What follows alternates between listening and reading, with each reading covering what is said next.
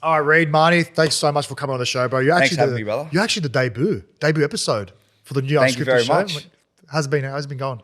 Good, man. Just been cruising. We've had a big couple of weeks actually. Had a week off, which was nice, just to cruise and get away from Belmore a little bit. And it's been a pretty big week of training, so we don't play till the Monday. Yeah. So yeah, it's been good. Doesn't sound like Ciraldo to give you any days off.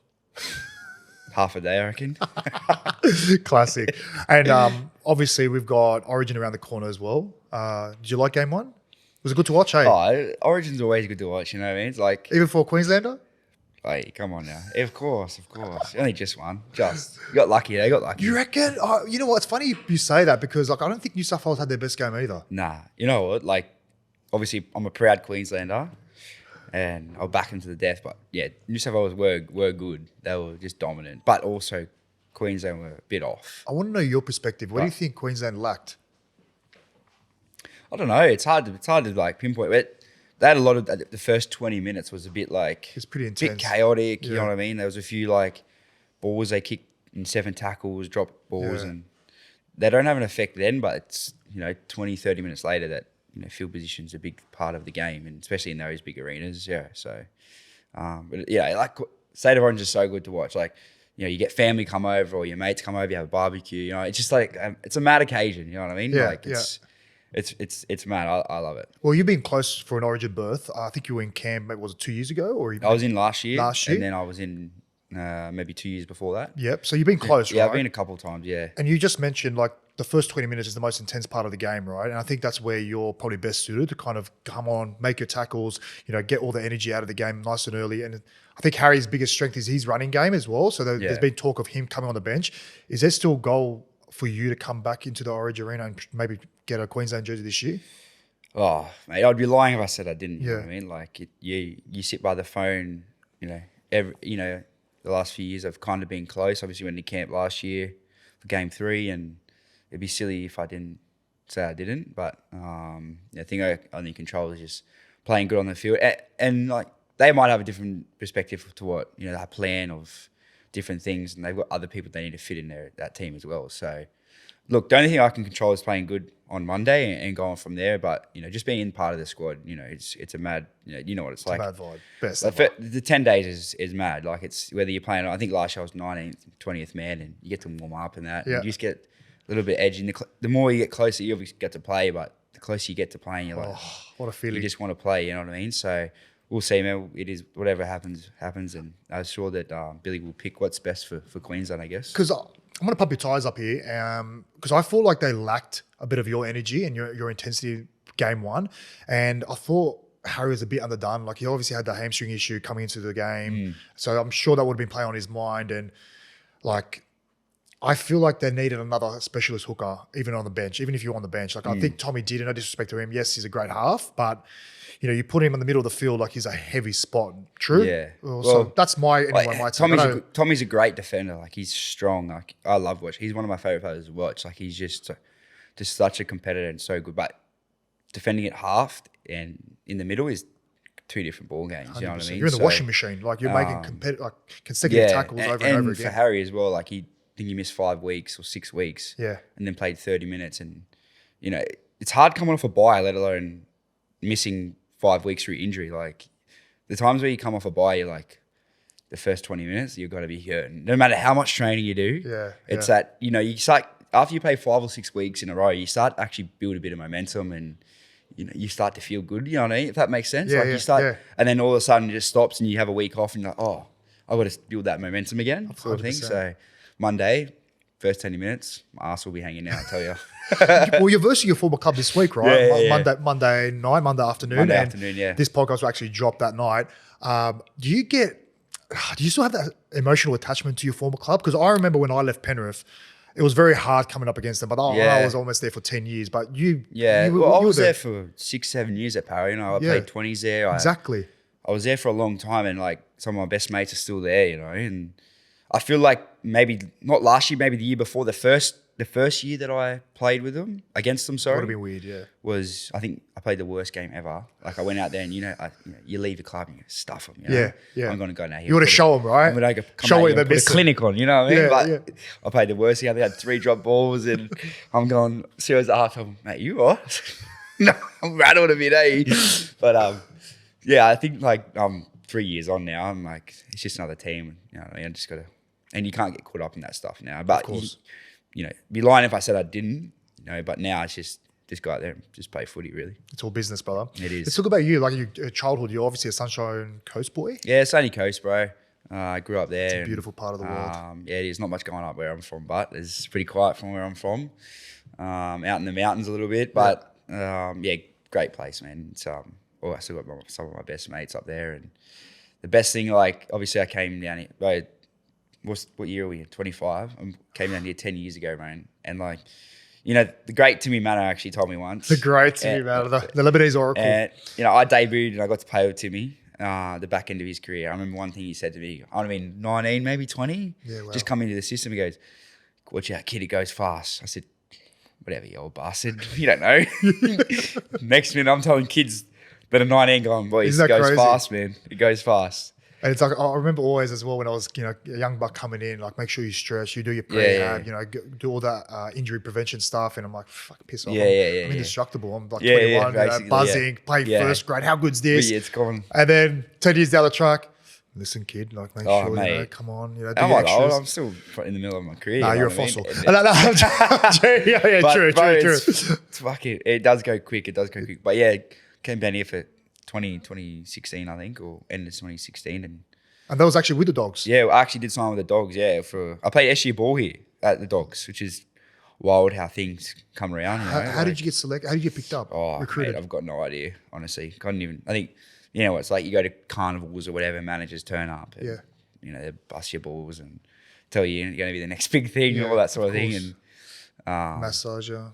Yeah. We actually, I reckon I didn't sign with Sammy until I was like 16. We just kept pushing him away because where I'm from, it's like none of this happened. We had no experience. We knew no one that had the experience. You know what I mean? It's very foreign from where I'm from. You know what I mean? Yeah. And, it took us a while and we said, what do we got to lose? So, ended up, he said, I can get you a contract Dogs. And it was like, where they have them in school holidays. You used to come down here and like for a week you'd train and you go watch the NRL train. Yeah. So that's how it all started when I was still in school. And then came down and played SG ball and the rest is history really. Ended up over at Para played 20s over there and sort of just went on from there.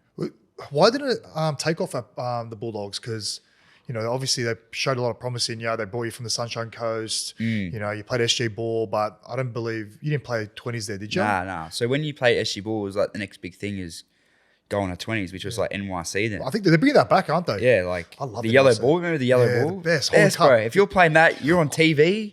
I don't know why they stopped that. The best. I don't know why they stopped it. I reckon like Aussie the Jersey flag comp now is, I don't know if it's because I'm a bit older, but I'm like, it's not as good. It's not the same. No, it's not. Or it's like kids are, when you're playing NYC, you're playing before the NRL and if you're playing that, mad, you're killing it. Yeah, 100%. You know what I mean? So I was like 18 and I was training with them and then there was just hookers in front of me and they just said, don't see anything here for you at the moment. So, as you do, just went over to Para and didn't see as in like a pathway to NRL, NRL, or they didn't believe you were an fourth string NRL or player. a bit of both, maybe. A bit of both. I was pretty small. I was 60 kilos, ringing wet. Scrawny as, like, didn't have much. With that, I was going to ask you that later on. Like, do you feel like you always had to be? You always had a point to prove, and you always been underestimated because of your height difference. Yeah, I guess so. And it's probably like, I don't know. It's not like a chip on your shoulder, but because you're a smaller guy, you really want you go up yours sort of thing. I'll show you. You know what I mean? And that still carries on me now. Like I'll be in the gym, and you got these, the forwards 110 kilos. I'm going to lift more than you, and I give it to them. Your hookers, I'm lifting more than you. I love that. That's just who I am. You know what I mean? Like it's just sort of thing. And I guess that was probably from back then is when you're told you're a bit small, you're not musty enough, you're not tall enough. And honestly, these day and age, it's a load of crap. Like you look at myself, pretty small. Adam Reynolds about to play his 300th NRL game. Crazy. He's Second not a highest big point guy. scorer of all time. He is not a big guy. And I reckon he probably wouldn't get in the gym and he'd break numbers, you know what I mean? And some of our greatest players are not the biggest guys, you know what I mean? So, yeah, obviously you've been there. Like, it's just about how committed you are to it. And because a lot of kids get pretty disheartened, especially at that age, when they're not making those junior rep sides. The thing is, like, when I was that age, it's like, 15, 16, 17, there's all these rep things, and you're seeing your mates or guys signing contracts with these clubs. And I just wish back then someone just said, it's all right if you don't. Like, I didn't really make any reps. I made like one Queensland team or something, and I just wish that, like, that was my everything. I was like, if I don't make this, it's over. Yeah. I was 16. I see now heaps with kids like that. Do you know what I mean? And I tell, like, if I could, tell kids, like, don't even worry about that. Some of our greatest players didn't even get a look until they're 18. Cody Walker didn't debut till like 25, 26. Like, just crazy how things work, you know what I mean? And some of them players that are mad at 15 don't even end up. Yeah. You know what I mean? It's just like... I know heaps. My age group was only Martin Tapau. Yeah, right. The age group above us, because I was a Canterbury junior, the age group above us was Joshy Reynolds. Yeah. That was it, like, out of the whole comp. And you just think, just keep working hard and you're committed to it. Good things happen, I love that. Yeah. So Parramatta come around and they've shown faith in you. They believed in you. They gave you like a $6K contract for pay NYC. That's massive. Killing it. Killing it. Telling all the boys $6,000. Let's go. Marquee Plus, player. I was working or something. What were you working?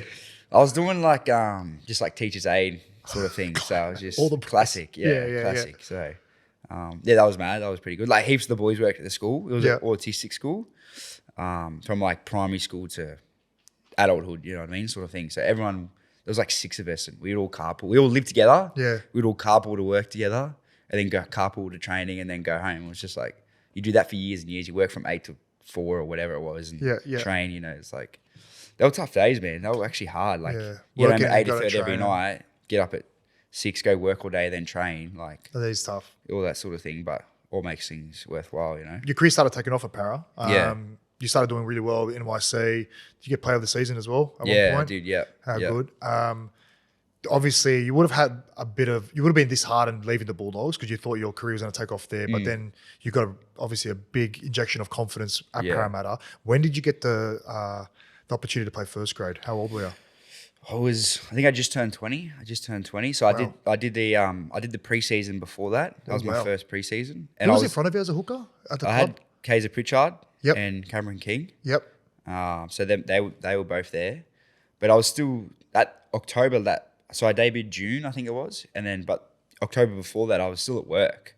Wow. And manager said, "Do you want to train first grade?" Obviously. Yeah. Do you get paid to train with first grade? Yeah, it's like train and trial, and I just got given you 6 weeks before Christmas, sort of thing. Gotcha. And it just turned in 6 weeks. Hey mate, come back after Christmas. Wow. And then Christmas was stay to the trials, and then trials was, here's a development contract, and then I just got lucky. The first 6 weeks, I think I went cup 20s, like, just kept jumping between them. Oh wow! And then I think it was midway through the year, round 14, I think they had a couple of injuries up the first grade, and I ended up just getting thrown on the bench. So, I mean, we weren't playing. I think we ended up coming last that year, but you still. I remember my debut year. We came second last. Yeah. So, just funny how things happen. But I ended up playing the rest of the year, which was pretty cool, and sort of went on from there. How good is that? Did you sign an extension? Obviously, I think you so. Played a few games. Yeah, played a few games, and just sort of. How old were you? I was watching, obviously researching about you, like seeing your career and stuff like that. One of your career highlights have to be when you got Cameron Smith to go sin binned. Yeah.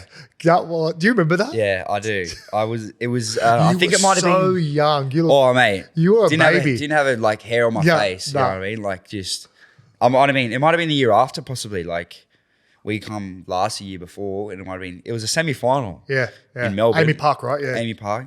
And I told this to someone the other day. I said, you haven't experienced your footy career yet, and you haven't been to Melbourne and been beaten by 50. You know what I mean? Like, legit, I've been there a couple of times and been smoked. Like, I was playing against Cam Smith, Billy Slater, like all those, and like just, and I'm like in awe, just kind of like, this is Cameron Smith. You know? This guy's watched for my whole life.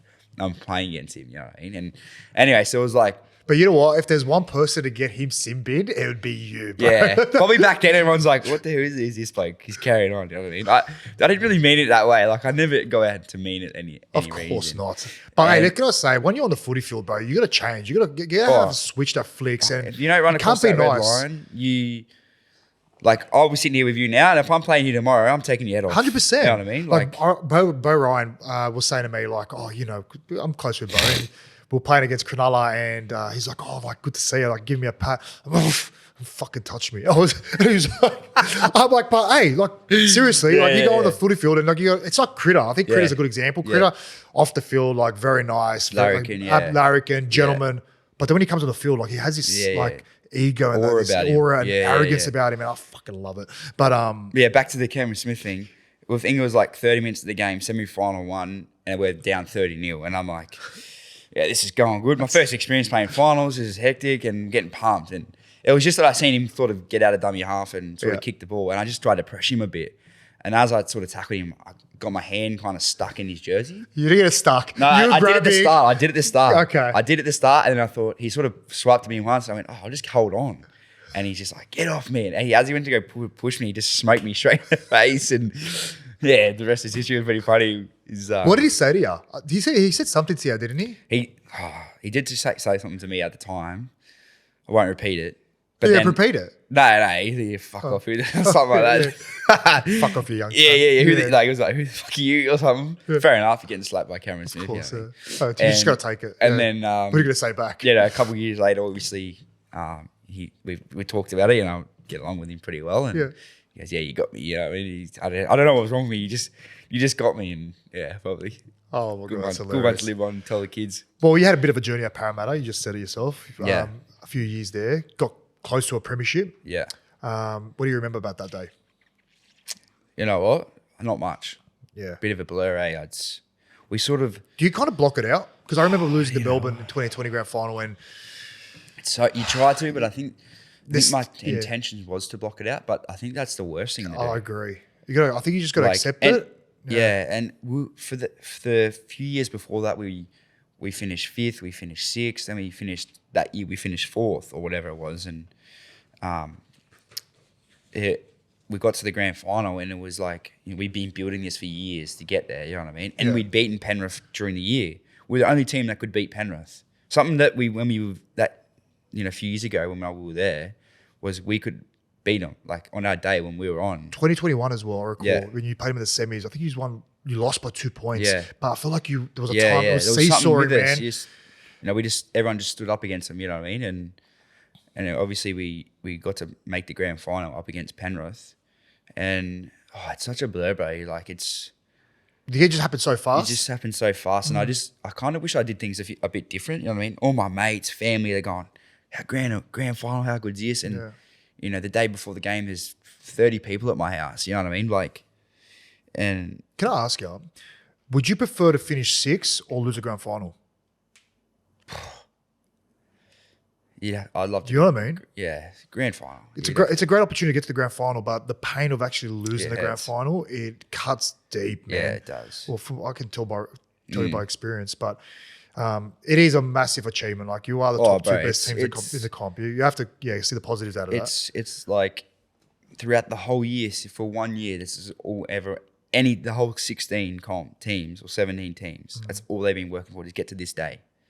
And you get there, and it's like, all your family come down, friends. And I got all my mates that come down from home, and they're all there, and I'm just getting ready for the game. They're having beers outside. Sweet. And look back now, I'm like, maybe I should have told them just to bugger off for just one more day, you know what I mean? And just let me just dial in. But you say that now. Imagine if we won, it'd be a different story.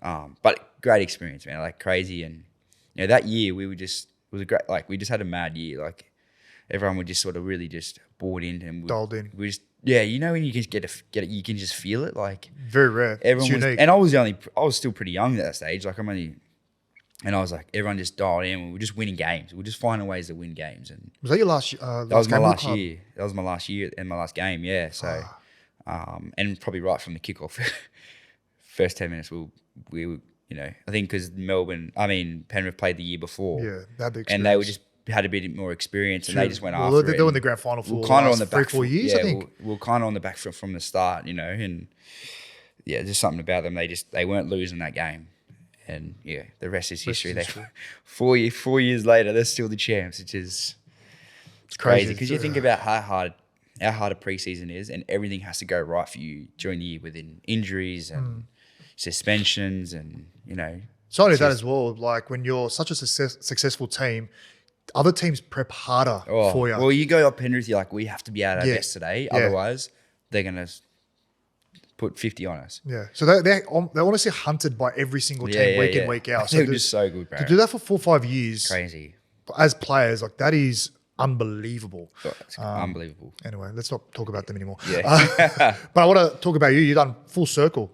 You've done the full circle. You've gone back to the Bulldogs, where it all started for you. Was there anything in the back of your mind, because you were so close to winning a grand final with Para? Was there any part of you like, oh God, like what if I stayed for one more year? Would go a step closer? Yeah, I feel like there was a few of us like that. There was, Murata, Isaiah, that we were all sort of leaving at the end of the year. So everyone sort of really dialed into that year's knowing, you know what I mean? But, if I knew, I'd be lying if I said I didn't think that. Like, when you leave a club, you're like, oh, is this a right idea? You know what I mean? I felt that with Penrith. I didn't want to leave Penrith at the start. It's just crazy how things work, like, and things happen. Like, everyone would love to be a one-club player, right? And just felt like I needed to move on. And, I could sit here, and off the back of how our year was in 23, I was to get halfway through the year, and I'm like, oh no, what have I done? You know what I mean? So, but I guess it's just footy, it's crazy how it all works. Well, you're sitting first now, so you must be pretty happy. Does help. Like, I was leading to my next question.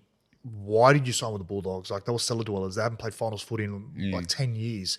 So what did attract you to go to there? Gus, I think, shouted me Chinese, and that was it. Sounds like free meal. Exactly what Rocky Galvin said a couple of days ago. Just the influence of Gus, huh? Yeah, I think just how he pitched and what he thought that I could do to the club, and I knew they were going bad. Like, it's and you get a 4 or 5 year contract. It's hard to turn back down. Back down as well. And you sort of sit down and go, oh, what if? And I just thought, you know what? Just do it. Just do it. Go with your gut feeling, sort of thing. And like, it's obviously because Barrett was there when I signed. You know what I mean? Yeah. And actually, funny story. After I signed, because I signed a year before, 12 months. Of course. Anyway, and he was a coach, blah blah. And then Doggy started having a pretty bad year that year before I went there, and then Baz got sacked. Anyway, next minute I'm at training, and Baz rocks up. What? To our training. Like, because you know how he signed it, Para to be assistant coach. I said, thanks, mate. Good to have you. Thanks for coming. He was supposed to be my coach the next year. You know what I mean? Like, it was... We had a laugh about it. It is what it is. But and I always rated Baz as an attack coach. Like, I think he's one of the best attacking minds in the game. And, we got a lot of joy. I think the first time I had him was in 2014. We went to the semis. He obviously came back to the club 2020. And then obviously took on the Bulldogs job. But I don't know. Like, he doesn't get I don't know about a head coach, but he's an unreal assistant coach. Yeah. A lot of boys say that. He's good like that. So now, 2025, you're leading the competition. What similarities do you have with this team, with the Parramatta team that made the grand final? I kind of said it before. Everyone's just sort of really committed and just dialed in. Like, there's... You feel that? You feel it. Well, you can see it, I think. You do, you know what I mean? Everyone's really connected. Everyone, wants to be better. Everyone just wants to win, in that fire in your belly just to save a try or just to turn up. And it's not something someone says, it's just something that someone does, you know what I mean? And the way we train, there's really a lot of similarities of just everyone just really dialing in and committing to it is how I kind of feel it. Because last year as well, no one really saw you guys coming. You made a couple of good signings there. Critter's arrival as well. I'm not going to say his arrival really changed the whole club. I know it did a massive difference, but when did the switch click? Like, when did you, okay, this is working, we're on the right path? When did you get that belief? Yeah, it's a lot of people say that, like, we kind of went through the first half of the year and we were doing okay. Well, I think we actually, sitting in the middle of 8th. Yeah. And we're saying, oh, yeah, we're going all right. Like, we're heading in the right direction. I can't remember what game it was. I can't remember. I think we might have played Melbourne round. I might have been, can't remember, maybe Was that down in Melbourne? down in Melbourne. Yeah, and I it think I might have been remember round 10, 12, around that sort of 3/4, like, 1/3 of the comp. And we were winning, with 2 minutes to go, and we dominated them for the whole game. And it just come up with a classic Melbourne, they never die attitude. Yeah, we score under the post or next to the post with a minute to go. And I think that sort of just lit a spark in everyone. It's like, well, we can actually, this team has been the best team for 20 years with their, their systems, their coach, everything. And we just nearly put it to their sword, you know what I mean?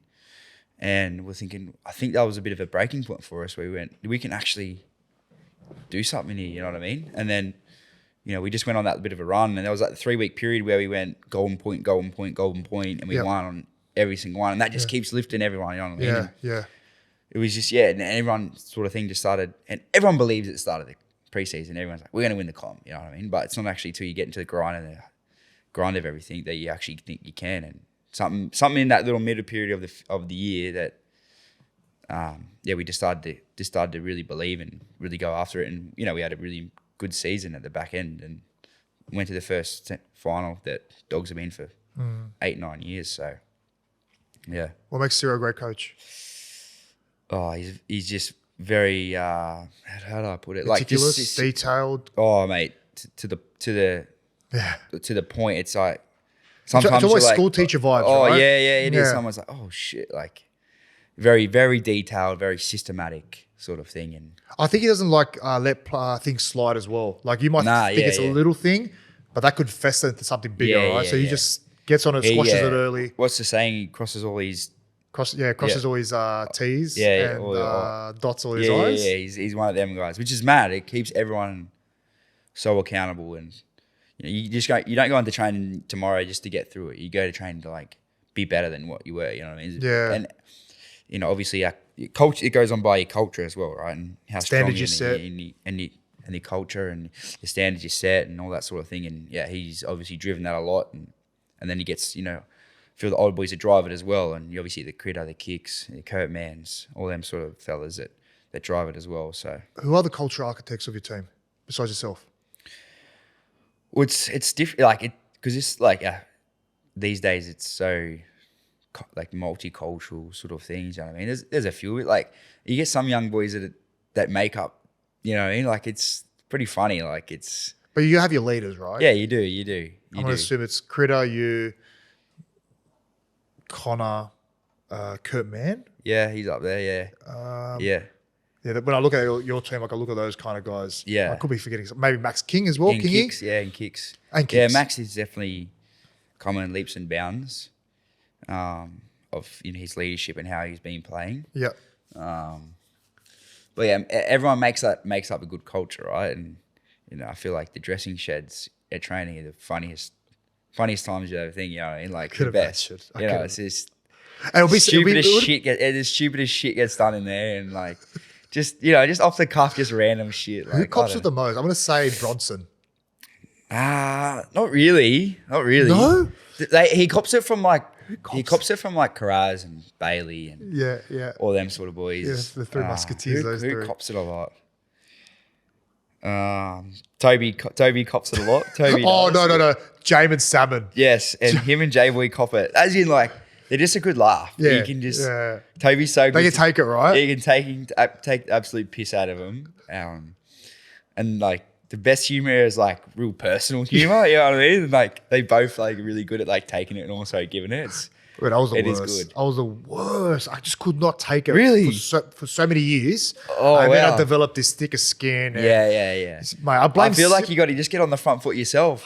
Ciro, man. So Ciro, like, when you're doing your video and stuff like that, you're like, oh, fuck, here we go. Like, he's bringing up the TV and he's kind of started with his story, and then straight away it's about you. Yeah. And then he puts up the fucking TV, and I'm like, if it was me with a shirt off on Instagram, He's not on Instagram, but he sees. He reckons he isn't. He sees everything. Someone that isn't on it always is coming up to me going, "Did you see this? How did you see it? Yeah, exactly. How did you see it?"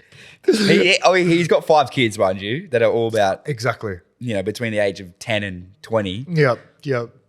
And we won't even talk about Gus's Twitter, or we should call it X Gus's now. Twitter. He is addicted to that. He's actually got an addiction. You should tell that. Yeah, he's got an addiction, full social media addiction. Only on X, but not Instagram. Lachlan Galvin at the club now. Did that what was that transition for him and for you boys? Well, he's only been here for a couple of days and sort of thing. It's hard, like, he's 19. You remember he's 19 years He's a great old. kid Like, too, he's quiet. From what I've seen, he works, he's willing to really work hard and, a bit of a sponge, asking a lot of questions and, far out, bro. Like, for everything that he's been through the last few months, hats off to him. I don't know how he's done it, bro. It's tough at 19, you know what I mean? Just to, it's like what I see from him. And the thing now is everyone knows he can play footy, right?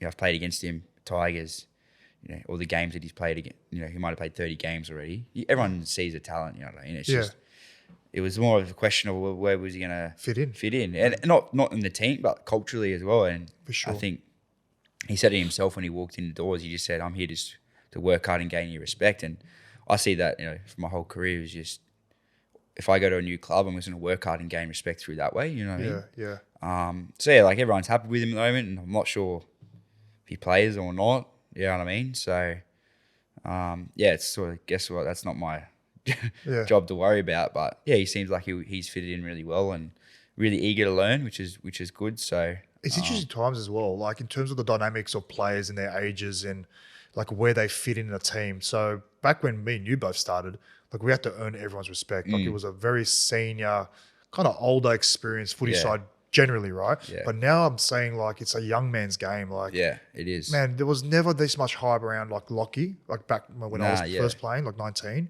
Now you got players like obviously him, Swite Litty as well coming through. I do remember there was massive hype on Brooksy when he first came. I think someone compared him as the next Andrew Johns. Holy shit!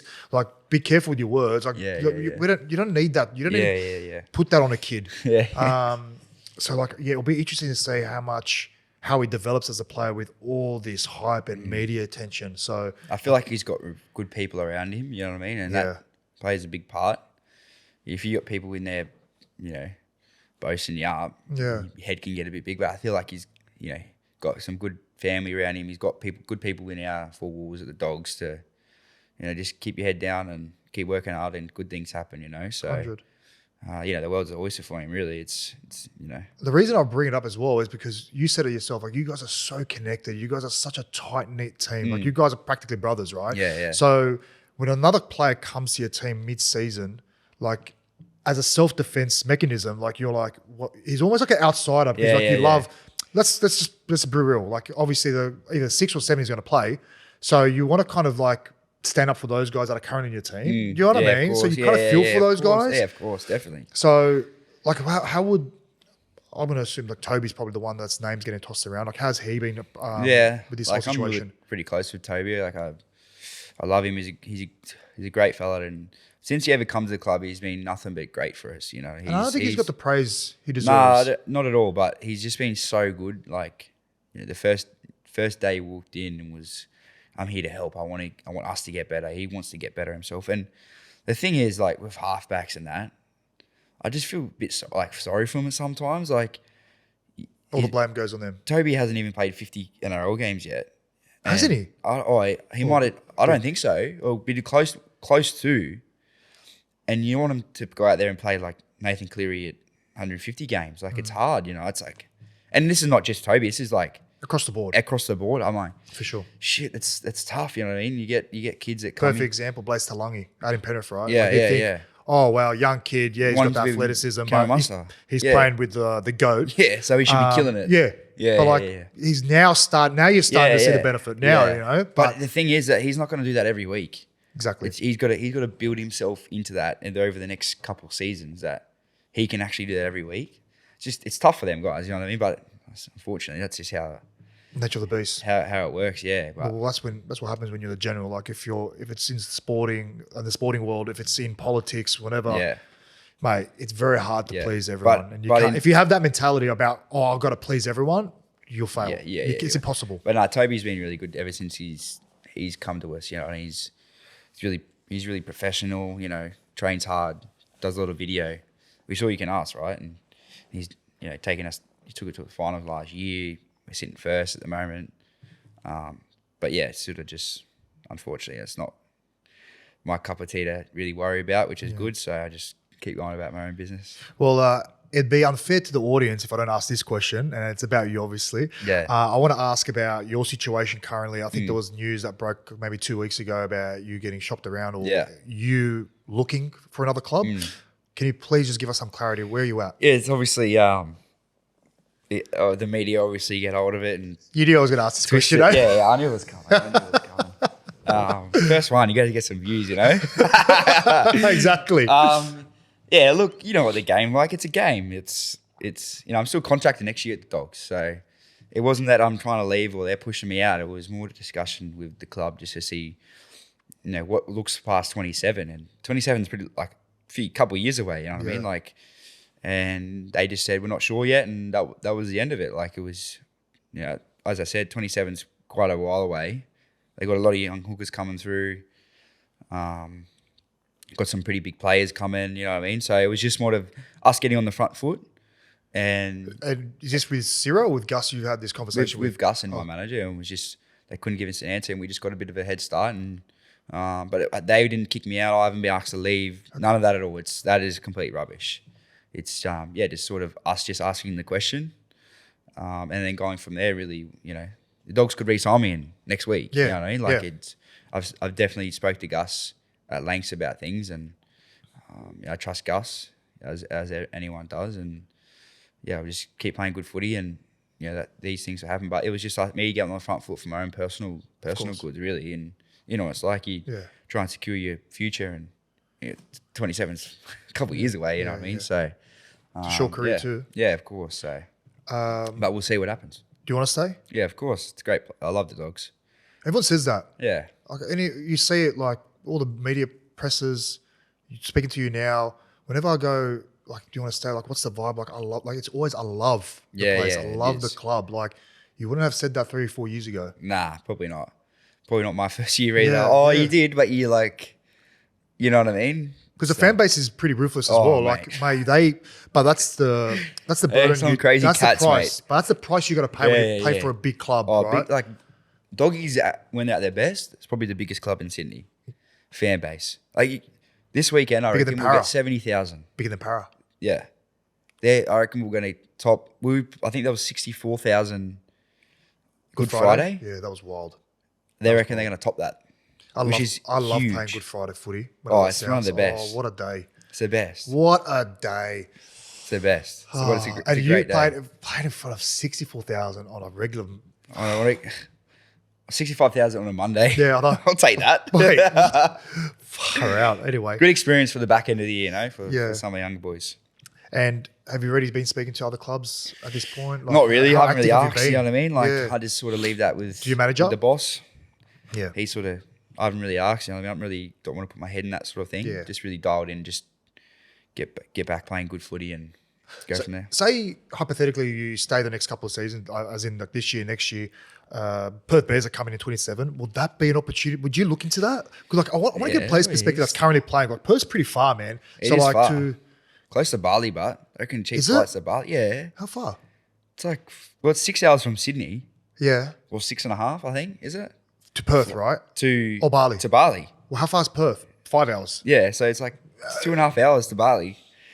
No, I probably wouldn't go there that much. But just sounds good. You know, I've only been to Bali once. I've only been to Really? Bali once, yeah. I've been to Bali a few times. I feel like I don't see very many Lebos in Bali. Yeah, really? Yeah. Yeah, Not, I don't not, think not it's the I same. feel like Not it's like polished enough, hey. Bali's a bit, you gotta love the grunge. If there was if it was me and you, right? I would love, but I actually love and Bali. we would when I write went. down our holiday destination. Say there was 2 options. Yeah, go. You can go Dubai or Dubai. I don't Or want to hear that Bali. option. I don't want to hear that option. see exactly. You go Dubai. I couldn't think of anything else to go. You're such a liar. I swear to God. Have you been to Dubai? No. I'm done. I'm leaving. I'm leaving.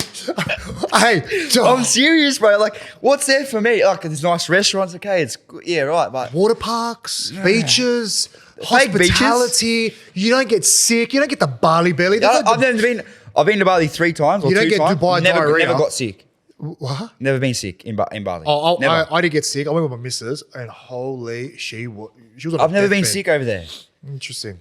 If you drink enough alcohol, you don't get enough sick. Okay, try convince. Listen, I've been to both, right? You try and convince me.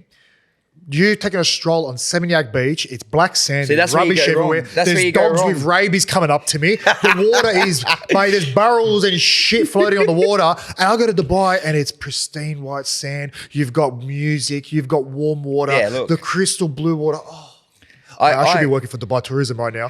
Shout out. No. Travel Australia. Surely something. That I've got no sounds good. sponsors at the moment. I'm not gonna lie. I would not want it. Like I do want to go there. It's gonna be pretty cool. Yeah. But like, it's further, a lot further. But how old Yeah, I your, like to go there, go to Bali, cafes. How old's your surf, kid? Beach. How old's your kid? I don't have a kid. Don't you have a kid? No. Why do I think you were a dad? Nah. Did ya? Well, I thought you had a kid. Eh? Nah, I don't. Is that on the cards? Don't think so. Not just yet. Nah, not yet. Not ready for that. Well, since we're there, I'm thinking of getting the snip. Really? Yeah, You got 2, right? I got 3. Three? Yeah, three, and so done.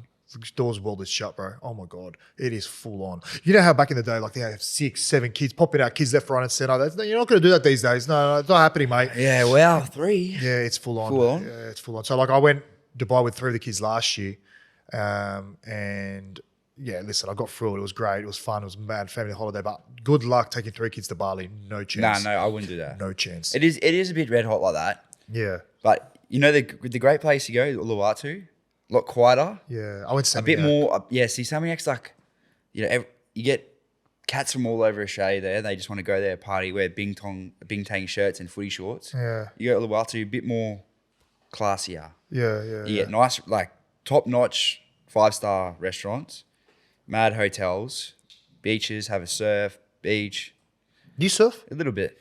Well, I try to. Do you think I surf? I think you've seen a beach, Yeah, yeah. unless it's in Dubai. I'll that take was jeans. made I'll by take. your cousin. This is my actually beach outfit. Believe it or not. Fucking hell. I'll never ever attempt surfing in my life, and I never will try. No, fuck that. Did you see the other week the Gus and Chammas thing? Yeah, I did. Please tell you he's ran with that at training, or was everyone too scared to talk about it? Nah, I actually didn't bring it up to Gus. Good question. I'm going to bring it up to him Please do. and say Chammas was all over you. I would love to see what he says. But I have like not many people can fire up the big man, but he was gonna. I thought he was gonna jump right across the table. Something about it. I reckon he was. What do you reckon it was? I reckon he was taking the heat himself to get the heat off the boys. Very smart. good man. like that. He's very smart. He's man. not silly. No, he's not. He's not silly. He knows. You think the Godfather Gus is going to go on live television and get rattled by Chammas? Yeah, true. You know what I mean? True. Like, Yeah, it's a good point.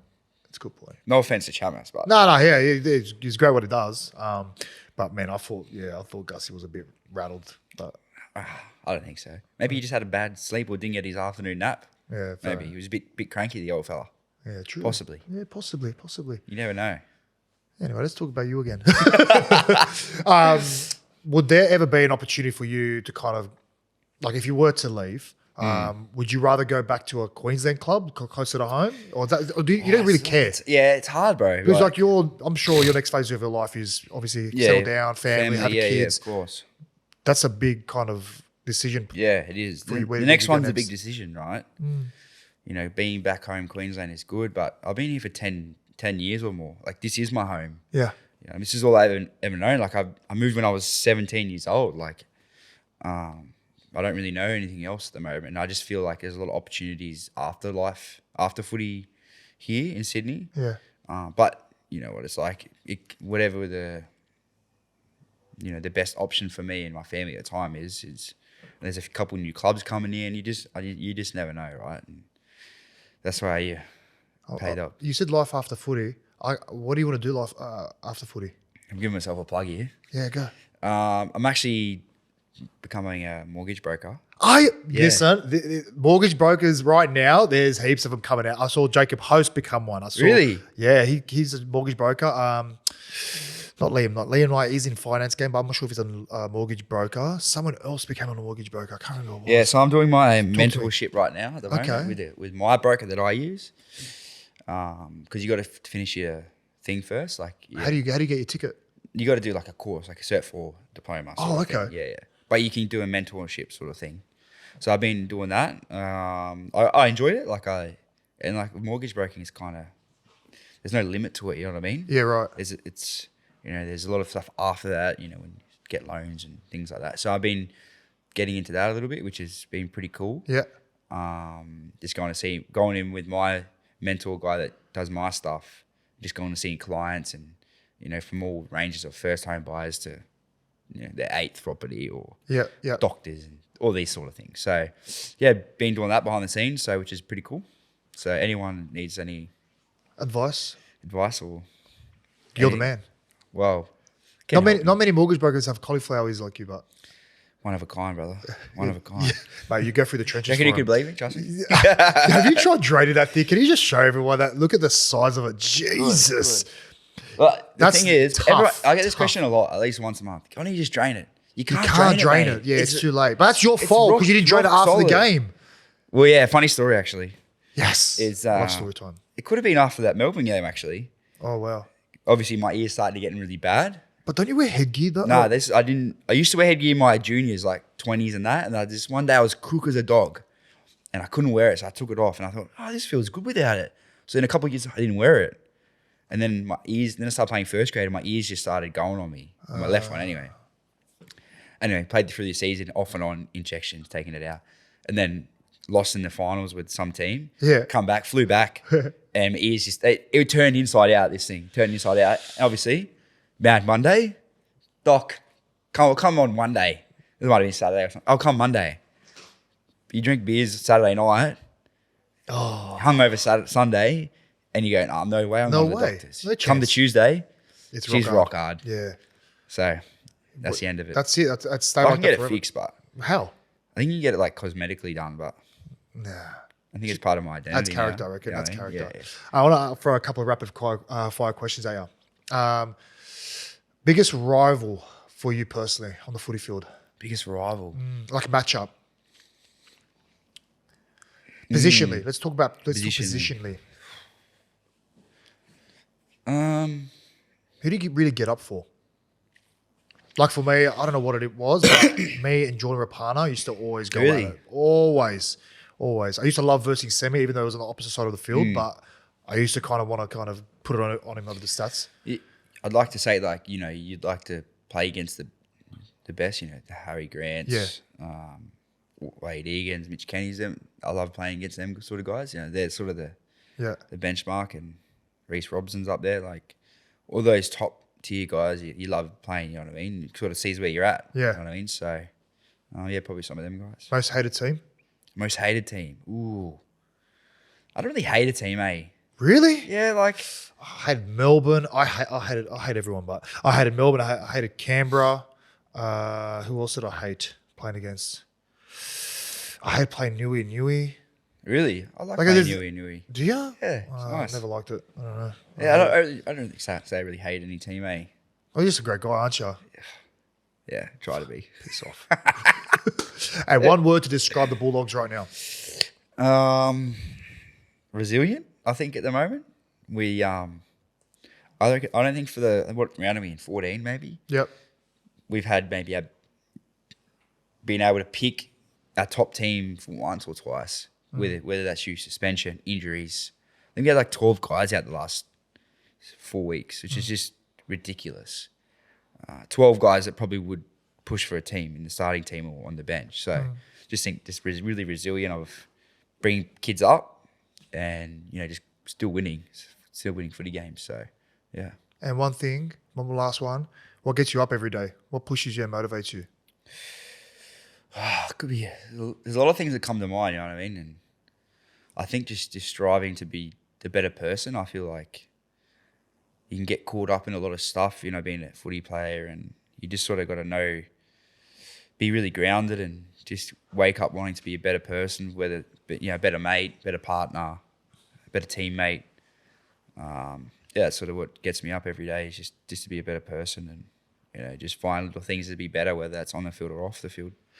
Love that, brother. And before we wrap up, we've got a Sauces Cheers salute.